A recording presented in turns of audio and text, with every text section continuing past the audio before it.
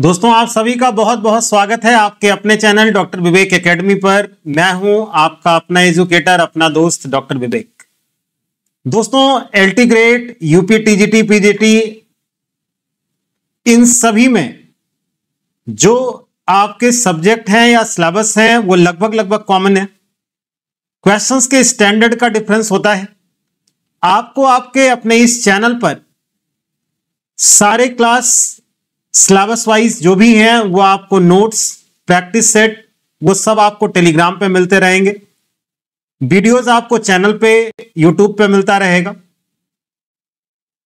आपको कोई भी क्वेरीज हो, कोई डाउट्स हो तो आप हमें कॉल या मैसेज करके आप पूछ सकते हैं। तो बिना देर किए हुए हम अपनी क्लास को स्टार्ट करते हैं और आज हम अकाउंटेंसी के क्वेश्चंस डिस्कस करेंगे आपसे।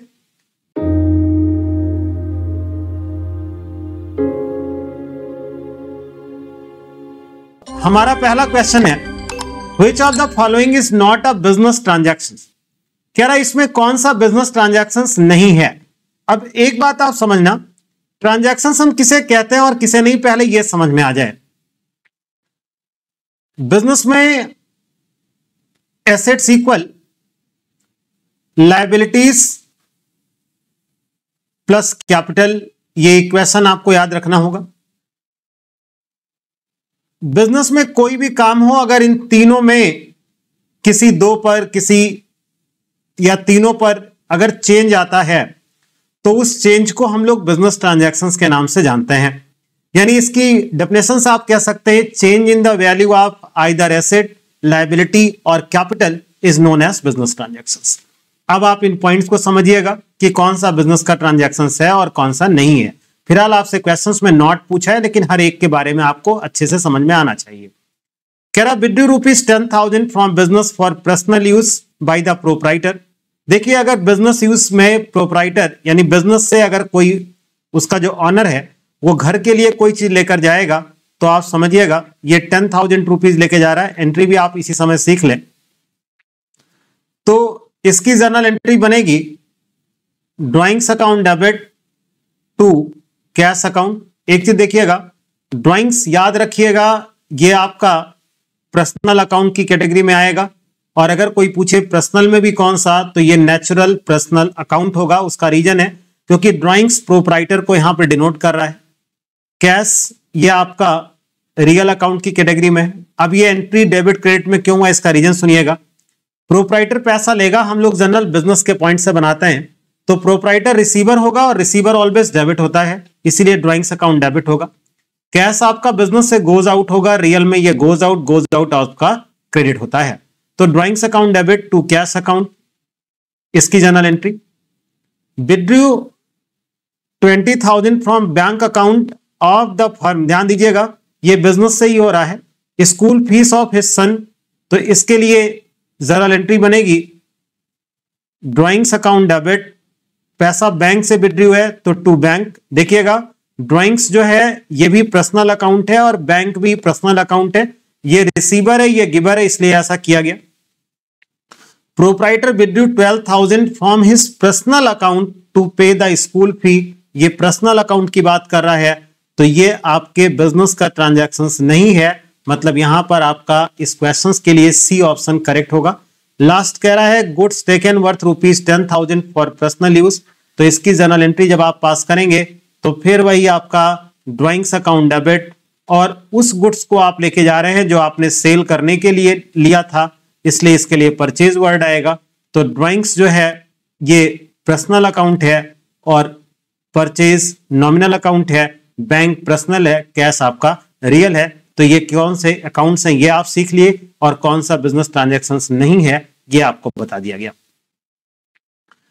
कह रहा है everything a firm owns it also owes out to somebody, this is explained by which concept.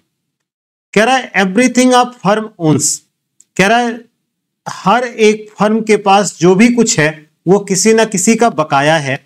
ये किस कॉन्सेप्ट के अकॉर्डिंग होता है, जैसे आप एग्जाम्पल समझिएगा। हम लोगों के यहां एक ऑस्पेक्ट चलता है जिसका नाम है डुअल ऑस्पेक्ट, जिसके अकॉर्डिंग ये बोला जाता है हर एक पॉइंट। जैसे प्रोप्राइटर ने बिजनेस में पैसा लगाया तो हम कहते हैं कैपिटल बिजनेस के लिए लायबिलिटी है। तो ये जो लाइन कह रहा है ना, ये लाइन उसी के लिए कह रहा है कि फर्म के पास जो भी कुछ है वो किसी दूसरे को देना है। ये ड्वेल एस्पेक्ट कॉन्सेप्ट के अकॉर्डिंग होता है। लाइव स्टॉक में वो सारे एनिमल्स आते हैं, चाहे वो आपका घोड़ा, गधा, गाय, बैल, भैंस कुछ भी हो। तो ये सी ऑप्शन आपका करेक्ट होगा। कह रहा which of the following is the capital expenditure. देखिए ऑप्शंस पढ़े उसके पहले सुनिएगा। कैपिटल एक्सपेंडिचर हम ऐसे एक्सपेंडिचर्स को बोलते हैं जिससे हमारे फिक्स्ड एसेट्स की कैपेसिटी इंक्रीज होती है, ना कि मेंटेन होती है। कह रहा waste paid for repair of building, waste paid for white washing of the building, waste paid for construction of building. तो यहां पे अगर बिल्डिंग का कंस्ट्रक्शन होगा तो बिल्डिंग की वैल्यू बढ़ेगी, बिल्डिंग फिक्स्ड एसेट्स की कैटेगरी में है, तो ये कैपिटल एक्सपेंडिचर यानी सी ऑप्शन करेक्ट होगा। और ए बी सी जो है ये आपके रेवेन्यू एक्सपेंडिचर्स हैं। एक बात आप और सुन लें, कैपिटल एक्सपेंडिचर बैलेंस शीट्स में शो किए जाते हैं और revenue expenditure trading and profit loss account में शो किए जाते हैं। बैलेंस शीट में कैपिटल एक्सपेंडिचर्स आते हैं और बैलेंस शीट में जो आइटम्स आते हैं वो पर्सनल और रियल अकाउंट के होते हैं, जबकि ट्रेडिंग और प्रॉफिट लॉस अकाउंट में जितने आइटम्स आते हैं वो आपके प्रॉफिट लॉस और ट्रेडिंग में आने वाले आइटम नॉमिनल अकाउंट से बिलोंग करते हैं। कह रहा है creditors of the business want to know, business के जो क्रेडिटर्स हैं वो क्या जानना चाहते हैं। Probability of the business, capability of the business to pay higher salary. देखिए सैलरी वहां का इंप्लॉय जानना चाहता है, क्रेडिटर से सैलरी से कोई मतलब नहीं है। एम्प्लॉयमेंट अपॉर्चुनिटी, इससे भी उन्हें कोई मतलब नहीं है। लेकिन हाँ, credit worthiness of the business, मतलब आप पैसा उनका लौटा पाएंगे या नहीं लौटा पाएंगे, ये वो जरूर जानना चाहते हैं। तो सी ऑप्शन आपका करेक्ट होगा। कह रहा है creditors of the business want to know, question same हो गया है। कह रहा है वाउचर्स इज प्रिपेयर्ड फ्रॉम, कह रहा है आप वाउचर किससे बनाएंगे।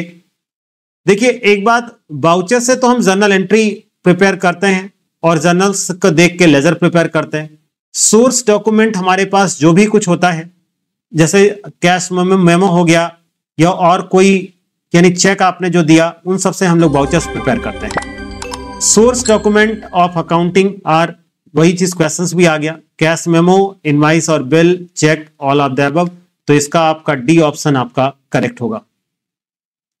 The journal entry for goods sold to Gopal for cash, एक बात देखिएगा, यहां कह रहा गुड्स सोल्ड टू गोपाल, केवल इतना दिया होता तो ये क्रेडिट ट्रांजैक्शंस होता, लेकिन इसके आगे ये आपका फॉर कैश वर्ड दे दिया है, और जब गुड्स के साथ कैश वर्ड आ जाएगा तो नेम की कोई इंपॉर्टेंस नहीं रहेगी।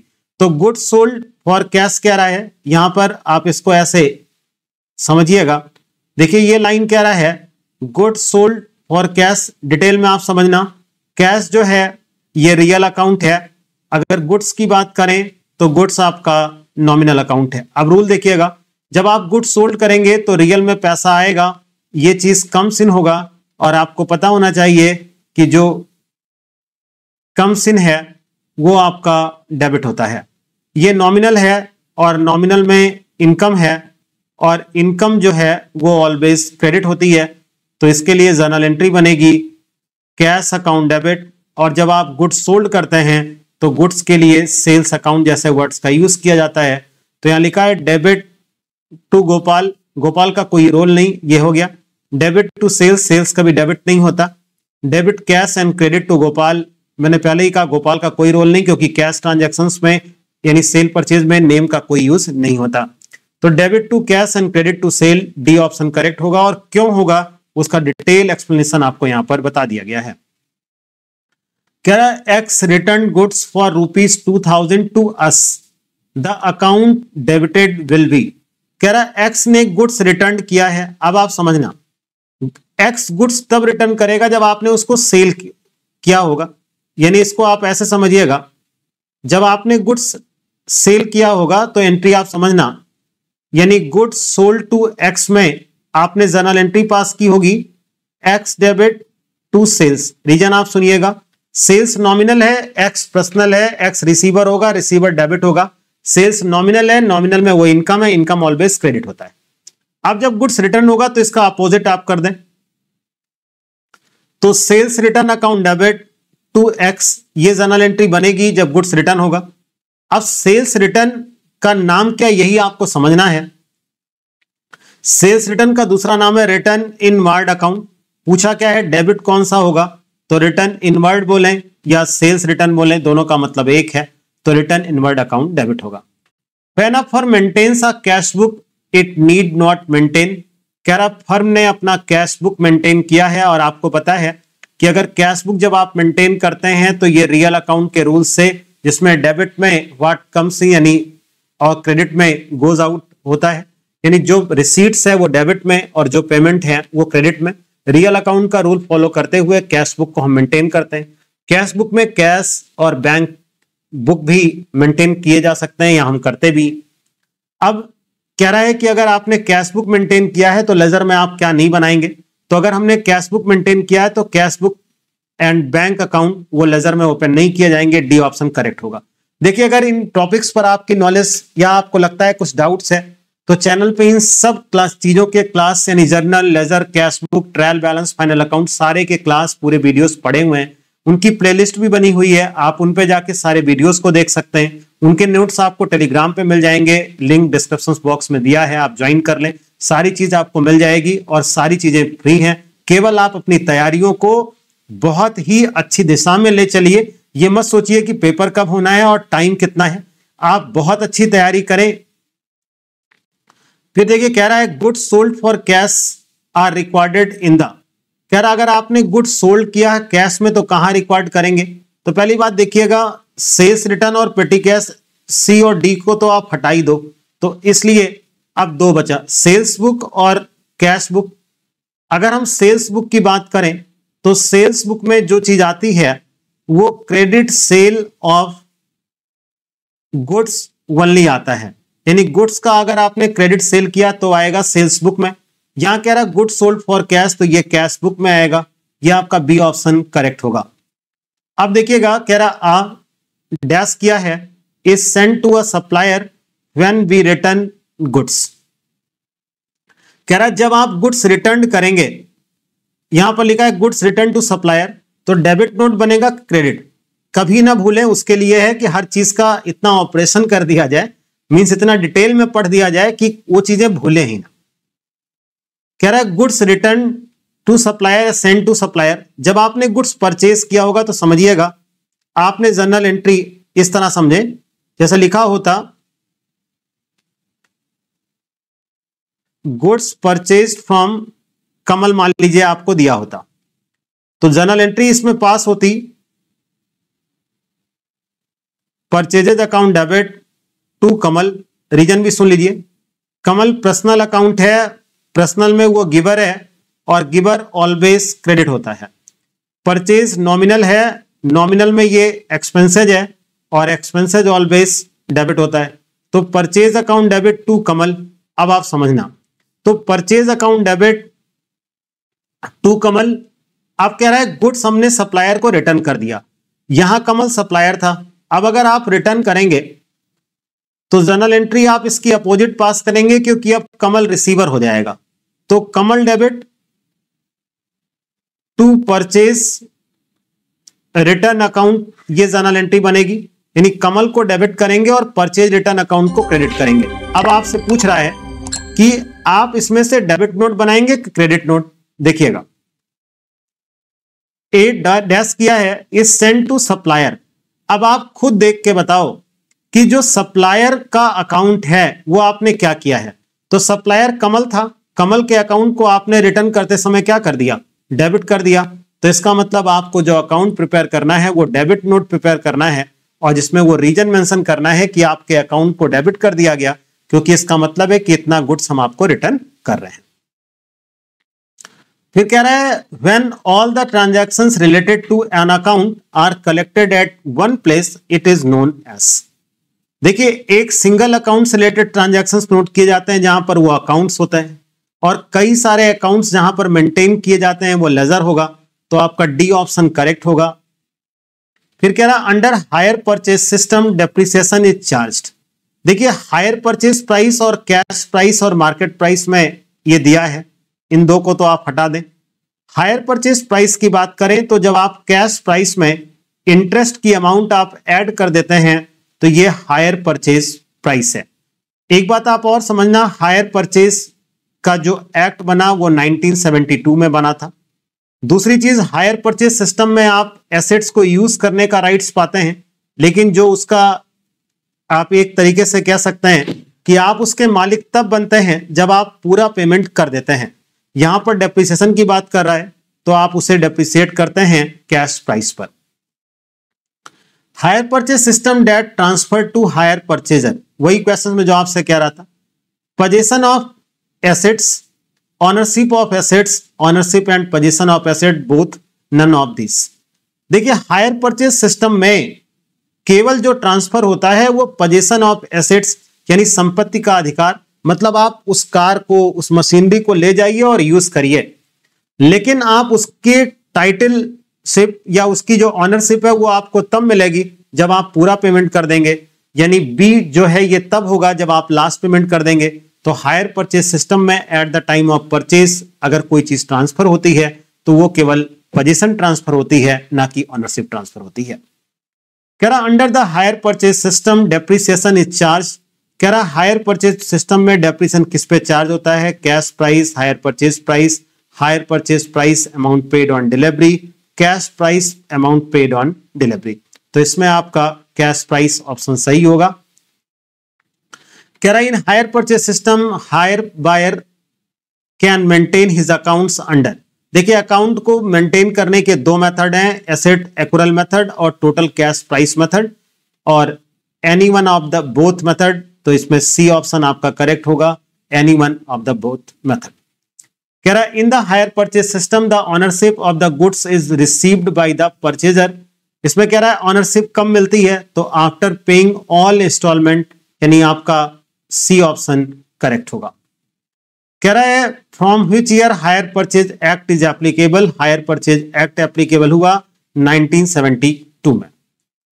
कह रहा the head office supplied goods to branch at a rate of cost plus 25%। If cost price is 20,000 the invoice price will be. देखिए इसको सॉल्व कैसे करेंगे ये आप समझना। अगर आप इनवाइस प्राइस की बात करें, नॉर्मली एक तरीके से इसको समझिए sales price. Invoice price equal होता है कॉस्ट प्राइस प्लस प्रॉफिट। अब आप ध्यान देना, क्वेश्चन कह रहा है कॉस्ट प्लस 25, यानी जो 25 है वो प्रॉफिट है। तो कॉस्ट किस पे कह रहा है, यानी ये 100% हो गया, यानी इनवाइस प्राइस जो है वो अपने आप में 125% होगा। अब देखिए कॉस्ट प्राइस आपको 20,000 दिया है, यानी ये आपको 20,000 दिया है, तो आपसे इनवाइस प्राइस पूछा है, तो आप देखो इस पे ये जो 20,000 है ये अपने आप में 100% है और आपको इसका 125% चाहिए। ये 0 0 ये कैंसिल हो जाएगा, तो यहां 0 यहां 0, 125 2 जा 250, ये 25,000 आएगा, ये 25। आप इसको ऐसा भी कर सकते थे, इसका 25% पहले निकाल लेते, यानी इस तरीके से 20,000 इंटू 25 अपॉन 100, ये 0 0 कैंसिल हो गया, ये 5,000 आपका आ गया। 20,000 प्लस 5,000 ये इक्वल 25,000 होता, तो ये आपका सी ऑप्शन करेक्ट होगा। कह रहा है if the head office has dispatched goods on invoice price at a rate of cost plus 33.33% of 40,000, the cost price of goods will be। ये जो 40,000 है ये आपको इनवाइस प्राइस दिया है। अब आप देखना इसमें फिर वही चीज, इनवाइस प्राइस इक्वल होता है कॉस्ट प्राइस प्लस प्रॉफिट। आपको प्रॉफिट दिया है 33.33, तो आप प्रॉफिट पे कर दें 33.33%। कॉस्ट प्राइस आपका 100%, तो इनवाइस प्राइस आपका हो जाएगा 133.33%। ये दिया है, ये आपको पता है कि इनवाइस प्राइस 40,000 दिया है और आपसे कॉस्ट प्राइस पूछा है। तो देखिएगा अगर आपको कॉस्ट प्राइस कैलकुलेट करना है तो देखो आप 40,000 अपने आप में 133.33 है और इंटू 100।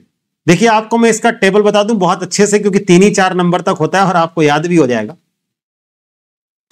33.33 को अगर आप 3 से मल्टीप्लाई करेंगे तो ये 99.99 आएगा। 90.99 का मतलब 100 होता है। तो देखिए इसको आप कैंसिल करेंगे तो 3 आएगा और इसको कैंसिल करेंगे तो आपका ये 4 आएगा। अब इजी हो गया। अब 4 1 जा 4 यानी ये 10,000, 10 को 3 से आप मल्टीप्लाई करेंगे तो 30,000 आएगा। तो इस तरीके से इस क्वेश्चन में जो है वो आपका सी ऑप्शन करेक्ट होगा, यानी 30,000। कह रहा है in foreign branch account the value of which of the following item is converted into average exchange rate. बहुत आसान तरीके से आप सुनिएगा। जितनी रेवेन्यू मदें होती हैं वो चाहे एक्सपेंडिचर में हो और चाहे रिसीट्स यानी इनकम में हो, वो सब एवरेज एक्सचेंज रेट से होता है। एवरेज एक्सचेंज रेट का मतलब opening plus closing divide by 2। तो इस ऑप्शन के अकॉर्डिंग आपका सी ऑप्शन जो है वो करेक्ट होगा। जितनी आपके पास फिक्स्ड एसेट्स होती है वो आपकी हिस्टोरिकल कॉस्ट पर, या आप ऐसे कह दें कि ओपनिंग रेट पर इसको हम लोग कन्वर्ट करते हैं। फिर आपसे पूछा है branch adjustment account is the nature of. कह रहा ब्रांच एडजस्टमेंट किस अकाउंट का है, रियल, नॉमिनल प्लस पर्सनल। तो ब्रांच एडजस्टमेंट अकाउंट क्या है, कैसे प्रिपेयर होता है, ये डिटेल जब हम आपको बताएंगे तो उस टाइम पर आपको बहुत अच्छे से बता देंगे जिससे कि आपको अच्छा समझ में आ जाए। फिर कह रहा है ascertain cost of goods sold from the following figures. आपको इसमें बताना है कॉस्ट ऑफ गुड्स सोल्ड क्या होगा। ओपनिंग स्टॉक दिया है, परचेज दिया है और क्लोजिंग स्टॉक दिया है। तो देखिए कॉस्ट ऑफ गुड्स सोल्ड ये है, तो cost of goods sold equal opening stock plus purchase plus direct expenses minus closing stock, ये है। तो ओपनिंग स्टॉक आपको दिया है 3700 का, परचेज दिया है 20,800 का, डायरेक्ट एक्सपेंसेस कुछ नहीं है, इसको आप नहीं लिया, जीरो या ना ही लिखें तो कोई मतलब नहीं, और क्लोजिंग स्टॉक आपको दिया है 2500 का। इन दोनों को आप प्लस कर लें, ये माइनस कर लें और फिर आप ऑप्शन को मार्क कर लीजिए। कह रहा मीनिंग ऑफ एसेट इज, कह रहा एसेट क्या होगा, तो आपको पता है asset equal liabilities plus capital होता है। अब आपसे एसेट पूछा है कि इसमें क्या है, तो liabilities minus capital, assets plus capital, liabilities plus capital, तो सी ऑप्शन करेक्ट होगा क्योंकि asset equal liabilities plus capital. कह रहा क्लोजिंग स्टॉक इज वैल्यूएट, आपने पढ़ा है कन्वेंशन ऑफ कंजर्वेटिव जिसमें हम प्लेइंग सेफ की बात करते हैं। तो कॉस्ट प्राइस या मार्केट प्राइस जो दोनों में से कम होता है उस पर क्लोजिंग स्टॉक को हम वैल्यूएट करते हैं, तो सी ऑप्शन आपका करेक्ट होगा।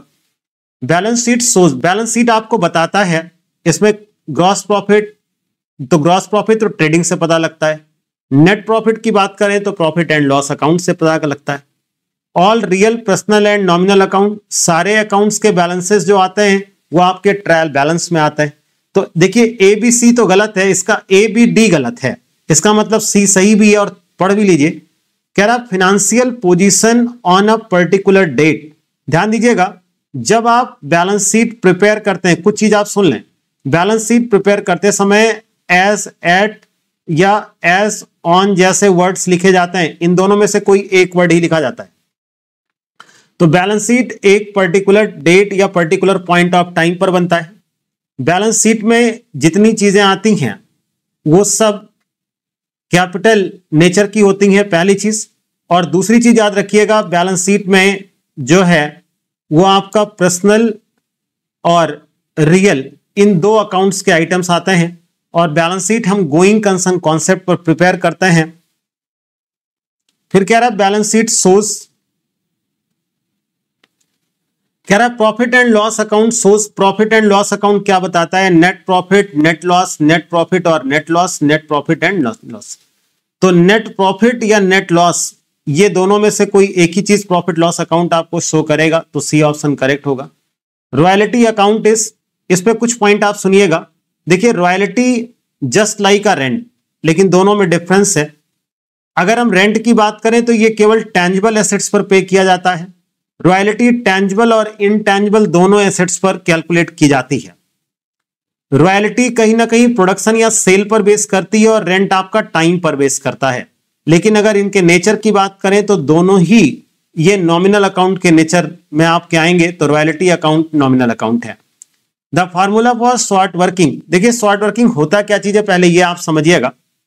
जैसे मान लीजिए आपने किसी से कोई लाइसेंस ले लिया, किसी के पास कोई स्पेशल राइट्स था, आपने उसके राइट्स को यूज करने के लिए लिया।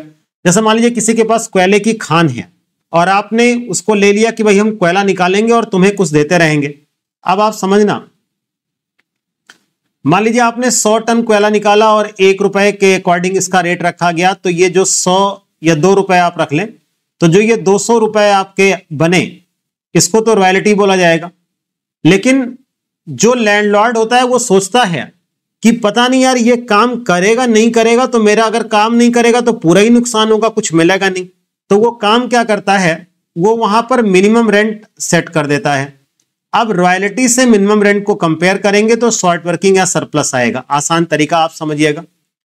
अब पता लगा रॉयल्टी की वैल्यू 200 रुपए है लेकिन मिनिमम रेंट 300 रुपए सेट किया गया, तो जब रॉयल्टी का पैसा कम होगा मिनिमम रेंट का पैसा ज्यादा होगा।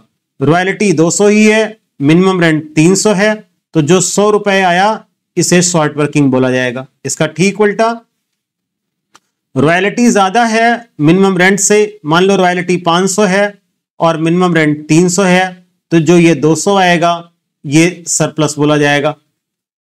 अब इसमें आप समझिए, कह रहा है मिनिमम रेंट से हम रॉयल्टी को माइनस करेंगे, तो मिनिमम रेंट से आप रॉयल्टी को जब माइनस करेंगे तो मान लीजिए मिनिमम रेंट आपका, जैसे इसी क्वेश्चंस पे मिनिमम रेंट 300 है, रॉयल्टी आपकी 200 है, तो शॉर्ट वर्किंग 100 आएगा, तो ए ऑप्शन आपका करेक्ट होगा।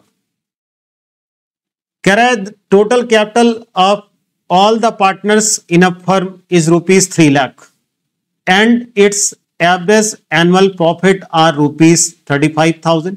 The average rate of profit for the same business 8%। Value of goodwill at the time of super profit, और गुडविल आपसे पूछा है वो भी सुपर प्रॉफिट से। तो देखिए इसके लिए क्या करना है ना, सबसे पहले आपको नॉर्मल प्रॉफिट निकालना है। नॉर्मल प्रॉफिट के लिए आपको कैपिटल की जरूरत है, तो ये 3 लाख इंटू 8/100, 8 3 जा 24,000 आया। देखिए नॉर्मल प्रॉफिट का मतलब है कि हमारे जैसा ही बिजनेस कर रहे लोग कितना कमाते हैं, ये नॉर्मल प्रॉफिट कहलाती है, और हमने कितना कमाया वो एवरेज है, ये 35। अब आपको सुपर प्रॉफिट चाहिए, तो सुपर प्रॉफिट होता है average profit minus normal profit, तो ये 35,000, इसमें से आपको माइनस करना है 24,000, तो 35 से 24 आप माइनस करेंगे तो ये आपका 11,000 आएगा। अब आपसे गुडविल पूछा है, अगर आप गुडविल की बात करें तो ये कह रहा है 3 टाइम्स ऑफ सुपर प्रॉफिट, तो 11,000 इंटू 3 आप करेंगे तो ये 33,000 आएगा। ये आपका डी ऑप्शन करेक्ट होगा। Interest on drawings is recorded in the, देखिए इंटरेस्ट ऑन ड्राइंग्स की अगर आप बात करें तो ये फर्म के लिए इनकम होती है। तो अगर फर्म के लिए ये इनकम है तो इसका मतलब ये हुआ कि ये नॉमिनल अकाउंट भी है, और इनकम ऑलवेज क्रेडिट साइड में शो की जाती है, तो credit side of PL appropriation account, B option आपका करेक्ट होगा। वहीं interest on salary, interest on capital, salary to partners, commission to partners, ये फर्म के लिए एक्सपेंसेस होते हैं और पीएल एप्रोप्रिएशन अकाउंट के डेबिट साइड में शो किया जाता है। कह रहा the relationship of partners with the firm, कह रहा पार्टनरशिप में फर्म का के साथ क्या रिलेशन है, तो वो हर कोई एजेंट होता है। इसका मतलब क्या है कि अगर एक पार्टनर गलती करेगा तो वो सबकी मानी जाएगी। Profit and loss should be distributed amongst the partner, कह रहा प्रॉफिट या लॉस को पार्टनर्स में हम कैसे डिस्ट्रीब्यूट करते हैं, तो in the ratio of capital equal as per partnership deed. तो यहां पर एज पर पार्टनरशिप डीड अगर ना दिया होता तो आप इक्वल पे मार्क करते, बट पार्टनरशिप डीड दिया है, जैसा भी डीड में लिखा होगा उसके अकॉर्डिंग करेंगे। कह रहा the balance of current account of a partner will always have, ध्यान से सुनिएगा। पहली बात तो करंट अकाउंट जो है ये आपका पर्सनल अकाउंट में ही आएगा, ये ध्यान रखिएगा। लेकिन करंट अकाउंट का बैलेंस दोनों हो सकता है, डेबिट का बैलेंस भी और क्रेडिट का बैलेंस भी। करंट अकाउंट नॉर्मली तब प्रिपेयर होता है जब कैपिटल हमारी फिक्स होती है, तो जब कैपिटल फिक्स होती है तो कैपिटल अकाउंट और करंट अकाउंट दोनों बनता है, और ऐसी सिचुएशन में करंट अकाउंट का डेबिट या क्रेडिट दोनों का बैलेंस में कुछ भी हो सकता है। तो आइदर ऑफ टू, यानी सी ऑप्शन आपका करेक्ट होगा।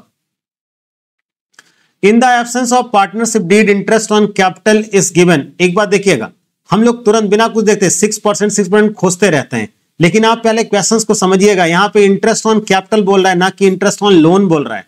तो इंटरेस्ट ऑन लोन बोलता तब 6% पर एनम होता, लेकिन इंटरेस्ट ऑन कैपिटल बोल रहा है और कह रहा है साझेदारी समझौते के अभाव में, in the absence of partnership deed. तो इसका मतलब हो गया बाई नो रेट, किसी भी दर से नहीं। यानी अगर पार्टनरशिप डीड एब्सेंट है, मतलब डीड नहीं बनी है, तो no interest on capital is allowed. ऐसे क्वेश्चंस को विशेष रूप से आप ध्यान दें। Preparation of partnership deed is compulsory, not compulsory, unnecessary, partial compulsory. तो ये कह रहा है नॉट कंपल्सरी, मतलब पार्टनरशिप डीड का बनाना जरूरी नहीं है। अगर आप डीड नहीं बनाएंगे तो जो एक्ट में दिया है वो आपको मानना पड़ेगा। अब न्यू पार्टनर इज एडमिटेड, कह रहा है एक नए पार्टनर को एडमिट किया जाता है with the consent of two partners, with the consent of all the partners. B option सही है। इसको एग्जांपल समझ लें। मान लीजिए एक बिजनेस में ए बी सी ये तीन पहले से पार्टनर हैं, वो डी को एडमिट करना चाहते हैं। आप ध्यान देना, डी इन फर्म में पार्टनर तभी बनेगा जब ये तीनों एग्री होंगे। अगर केवल ए और बी एग्री हैं तो डी किसी भी कीमत पर बिजनेस में पार्टनर नहीं बन सकता, क्योंकि यहां पर ऐसा नहीं कि मेजॉरिटी और माइनॉरिटी की बात होती है। यहां पर इन तीनों का कंसेंट होगा तभी कोई न्यू पार्टनर बिजनेस में एंटर करेगा। तो ये बहुत ध्यान रखिएगा, with the consent of all the partners. और बाकी आपको पता है कि पार्टनरशिप डीड यानी जो पार्टनरशिप एक्ट है वो 1932 में बना था, और जो एलएलपी यही नया आ गया है लिमिटेड लायबिलिटी पार्टनरशिप एक्ट, वो 2008 का आपका है। पार्टनरशिप में मिनिमम मेंबर आपके 2 होने चाहिए और इसकी ओरिजिन एग्रीमेंट से होती है। तो आज हमने आपके साथ अकाउंटेंसी के 40 क्वेश्चंस डिस्कस किए। उम्मीद है कि ये सारे क्वेश्चंस आपके एग्जामिनेशन के पॉइंट से बहुत ही इंपॉर्टेंट हैं और आपको भी बहुत अच्छा लगा होगा। आपको क्लास कैसी लगी आप कमेंट सेक्शन में जरूर लिखें। क्लास अच्छी लगी हो तो आप लाइक करें, चैनल को सब्सक्राइब करें और अपने दोस्तों में शेयर करें। मिलते हैं एक नए सब्जेक्ट के साथ एक नए वीडियो में। आप सभी का बहुत बहुत धन्यवाद।